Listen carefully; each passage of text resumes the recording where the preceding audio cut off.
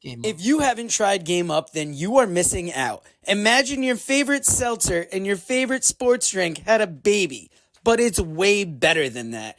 Each can is 110 calories, low carb, 4.9 ABV. It's a nice light drink that is not light on flavor. Game Up comes in fruit punch, orange, lemon, lime, and grape.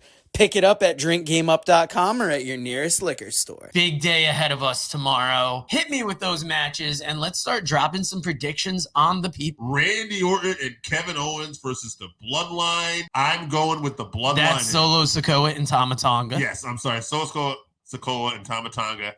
And I'm glad you specified that, because part of my prediction here, I'm picking them, but I'm also going to go a step further and say this will be the debut of Jacob Fatu. I believe he will get involved and help them get the win. That could be very interesting. It's going to be our first time seeing Tama Tonga in an actual... He's been in a WWE ring, but this is the first time we're going to see Tama in a match. So I think that's exciting. I would have to go with the Bloodline, but I think Fatu's debut is going to be a little bit down the line. I say Bloodline gets it clean.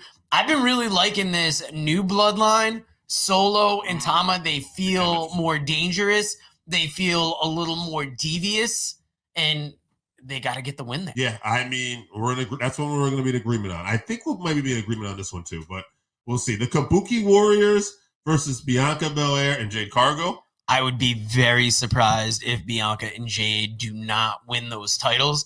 I think it is a great team to put together. Yeah, I think they're going to bring the prestige to the women's tag titles that Sasha Banks and Naomi wanted to have when they walked out. Absolutely. I'm going to say this. I agree. I knew we would agree on this, but I will play devil's advocate just a little bit. If the Kabuki Warriors are going to get the win, it's because Jade is going to turn on Bianca and she's going heel.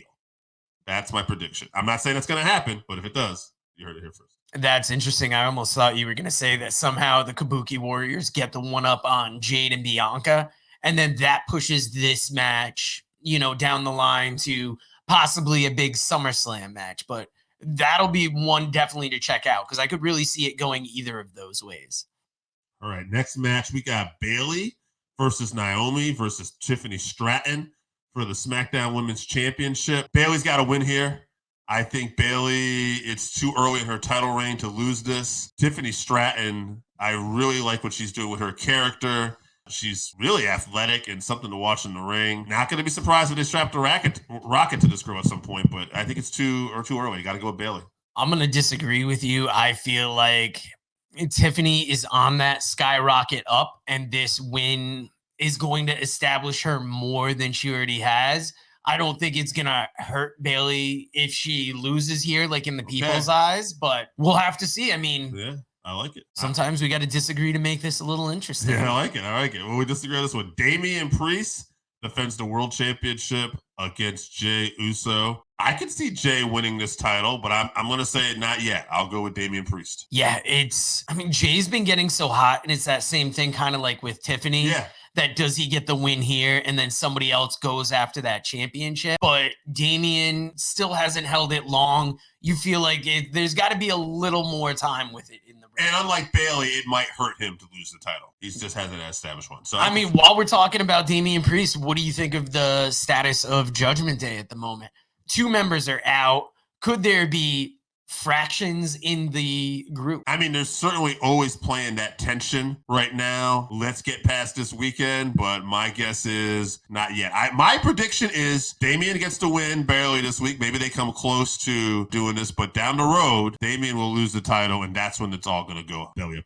We got AJ Styles versus Cody Rhodes for the WWE Undisputed Universal Championship. Man, at the end of the day, AJ Styles is one of the best wrestlers of all time, but this is for Cody's legacy. Cody's not losing this title yet. Not that I'd be upset if AJ Styles ever gets the championship, but at the end of the day, this is still Cody's time. I would have liked to have seen LA Knight in this match, but now that we're on the verge of Backlash, you're going to have a very athletic match. You're going to have a great main event for Backlash. I don't see AJ taking this title. Cody still has the championship story now that he has to keep going forward for, and AJ's just not going to get it done today. I will say one more thing too. I feel like Backlash, almost kind of like the draft, is kind of like just a show.